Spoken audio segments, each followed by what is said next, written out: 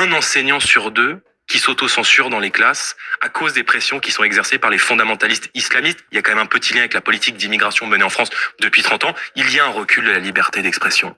Lorsque on se pose tous la question, 10 ans après les ignobles attaques qui ont visé la rédaction de vos confrères de Charlie Hebdo, si aujourd'hui encore un journal ou un média aurait le courage, je mets des guillemets, de publier à nouveau ces caricatures, il y a évidemment un recul de la liberté d'expression. Charlie Hebdo le fait. Oui, la liberté, et ils sont très courageux, mais la liberté d'expression, ils le font dans dans des bureaux qui sont extrêmement sécurisés, dont on ne connaît pas l'adresse. Donc oui, il y a un recul de la liberté d'expression aujourd'hui en France, et on a un peu le sentiment que la gauche, qui exerce une pression totalitaire aujourd'hui sur le débat public, est un peu gênée, voire dérangée, lorsqu'il y a le moindre rééquilibrage dans l'espace public. Regardez cet appel à quitter X de quelques dirigeants de gauche au motif que... Mais il y a un rééquilibrage. Ils sont libres de le faire.